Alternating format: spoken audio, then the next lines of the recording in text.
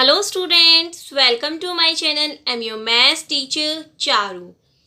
Today we will discuss next questions of exercise 6.1 chapter 6 integers. Now question 7. Question 7 statement is write all the integers between the given pairs.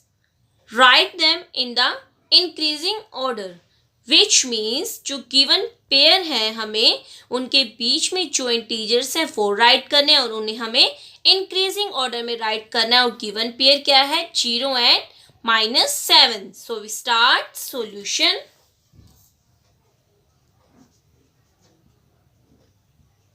तो हमें 0 और -7 के बीच में integers बताने हैं। सो integers between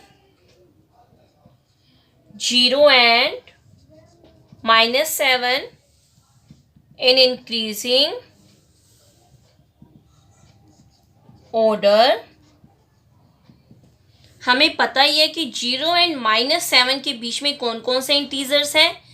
-6, -5, -4, -3, -2, -1 और 0 और -7 के बीच में ओनली नेगेटिव इंटीजर्स है। और नेगेटिव इंटीजर्स को हमें इंक्रीजिंग ऑर्डर में राइट करना है। तो सबसे पहले जो इनके बीच में इंटीजर्स है हम सबसे स्मॉलेस्ट राइट करेंगे। तो -6 इन इंटीजर्स में जो इनके बीच में है वो स्मॉलेस्ट है।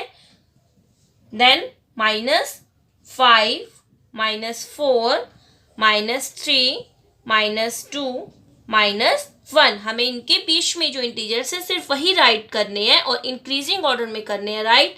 अगर ये पॉजिटिव होते तो सबसे स्मॉलेस्ट 1 बनता, लेकिन जो नेगेटिव इंटीजर्स होते हैं उसमें अपोजिट हो जाता है। तो इसमें सबसे स्मॉलेस्ट -6 है, देन इंक्रीज होकर -5, ऐसे ही इनका इंक्रीजिंग ऑर्डर हम राइट करेंगे। Now question 7 B part -4 and 4 इनके बीच में भी हमें इंटीजर्स राइट करने हैं और इंक्रीजिंग ऑर्डर में राइट करने हैं। So we start solution. So integers between -4 and 4 in increasing order। -4 और 4 के बीच में जो इंटीजर्स होंगे वो कौन कौन से होंगे? -3, -2, -1, 0, +1, +2 एंड +3। और इन्हें हमें इंक्रीजिंग ऑर्डर में राइट करना है। तो नेगेटिव इंटीजर्स जो है वो स्मॉलेस्ट होंगे। तो सबसे पहले हम स्मॉलेस्ट राइट करेंगे। तो -3, -2, -1, देन 0, 1, 2, 3। हमें ओनली -4 और 4 के बीच में इंटीजर्स राइट करने थे, तो हम इनको इंक्लूड नहीं करेंगे और ये है इसका increasing order. We have discussed question 7 A and B part. So try C and D part yourself. These are similar to A and B part. Moving to question 8. Question 8 statement is A part write 4 negative integers greater than -20, which means -20 से greater 4 negative integers हमें बताने हैं। So we start solution. So 4 negative integers greater than -20।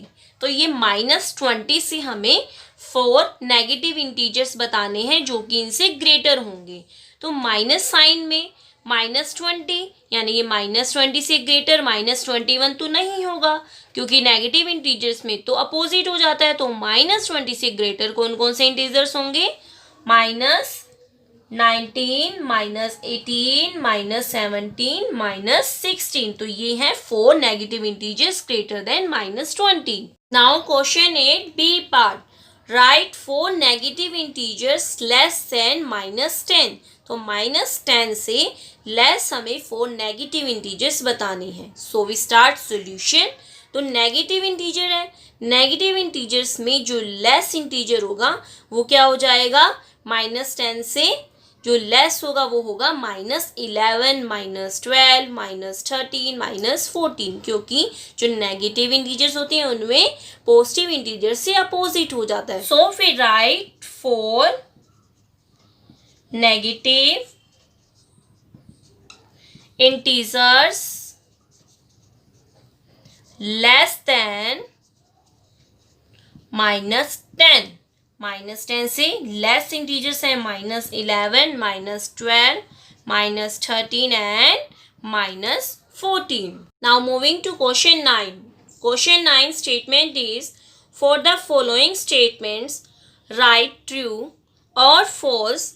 If the statement is false, correct the statement, which means जो given statements है हमें उसमें true और false write करना है. अगर स्टेटमेंट false है तो हमें उस स्टेटमेंट को करेक्ट करना है. तो question 9 A part is -a is to the right of -10 on a number line, which means -8 number line पर -10 के राइट साइड है. तो अब हमें चेक करना है ये स्टेटमेंट राइट है या रॉन्ग. तो जो -8 है नंबर लाइन अगर हम ड्रॉ करते हैं तो -10 के राइट साइड ही आता है. तो ये स्टेटमेंट कैसी स्टेटमेंट्स है? True statement. So solution is true. Now question 9 B part, -100 is to the right of -50 on a number line, which means -100 number line पर -50 के राइट साइड है. तो ये स्टेटमेंट रॉन्ग है क्योंकि जो -100 है, अब जैसे हम नंबर लाइन पर 0 सेंटर में मार्क करते हैं तो फिर -1 -2 इस तरह से चलती है नंबर लाइन. तो पहले -50 आएगा, फिर देन लेफ्ट साइड में -100 आएगा. तो ये स्टेटमेंट क्या है? Wrong statement. तो आंसर हम राइट करेंगे फॉल्स. तो correct statement is -100 is to the left of -50 on a number line. Now question 9 C part, smallest negative integer is -1. तो हमें पता ही है कि जो -1 है वो क्या है? ग्रेटेस्ट नेगेटिव इंटीजर है. तो ये स्टेटमेंट कैसी है? Wrong statement. सो हम आंसर राइट करेंगे फॉल्स. तो correct statement is greatest negative integer is -1. Now question 9 D part, -26 is greater than -25. तो हमें चेक करना है ये स्टेटमेंट रॉन्ग है या फिर राइट. तो नेगेटिव इंटीजर्स में जो ग्रेटर अगर हम देखेंगे तो क्या हो जाता है? पॉजिटिव के कंपैरिजन में अपोजिट, यानी कि जो -26 is greater than -25. Wrong statement है क्योंकि -26 तो -25 से स्मॉलर है. सो ये स्टेटमेंट कैसी है? False statement. So we write false. So correct statement is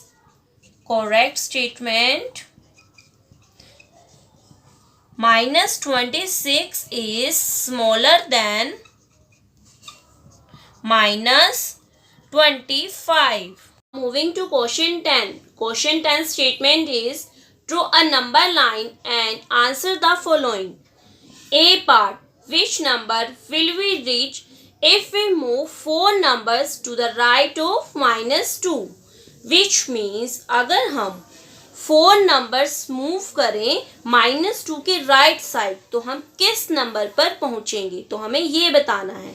तो फर्स्ट ऑफ ऑल हम एक नंबर लाइन ड्रॉ करेंगे और सेंटर में 0 पॉइंट मार्क करेंगे और राइट साइड पॉजिटिव नंबर्स लेंगे, लेफ्ट साइड नेगेटिव, और इन्हें इस तरह से मार्क करेंगे कि इनके बीच में जो गैप है वो इक्वल हो. तो अब -2 की हमें राइट साइड 4 नंबर्स मूव करना है. तो ऐसे -2 से हम स्टार्ट करेंगे मूव करना. -2 से 1 number, then second, then third, then 4. हमने 4 नंबर मूव किया तो हम कहाँ पहुंच गए? +2 पर. तो इसका आंसर क्या आएगा? 2.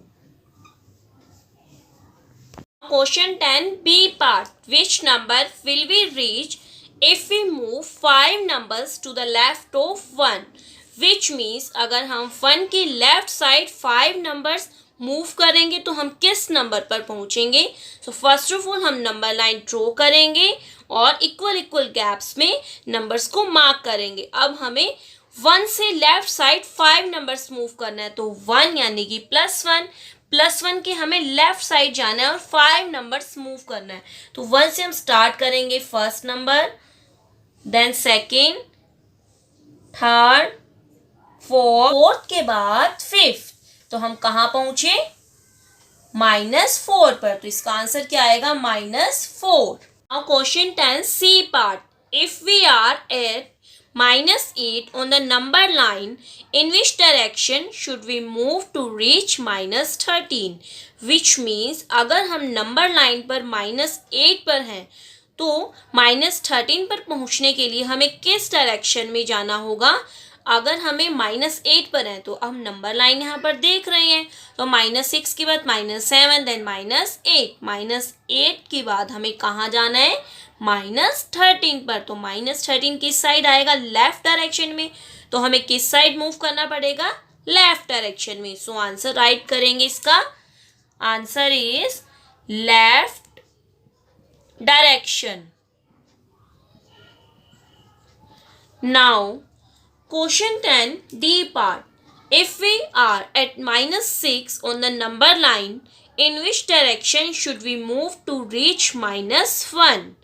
अगर हम नंबर लाइन पर -6 पर हैं और हमें -1 पर पहुंचना है तो हमें किस डायरेक्शन में मूव करना होगा. तो -6 पर है, -6 से हमें कहाँ जाना है? -1. तो हमें किस डायरेक्शन में जाना पड़ेगा? -6 से -1 की तरफ. कौन सी डायरेक्शन है ये? राइट. तो हमें राइट डायरेक्शन में मूव करना होगा. So answer is right direction. Today we have discuss question 7, 8, 9 and 10 of exercise 6.1 chapter 6 integers, and exercise 6.1 is complete. I hope so you all understood these questions clearly. Thank you.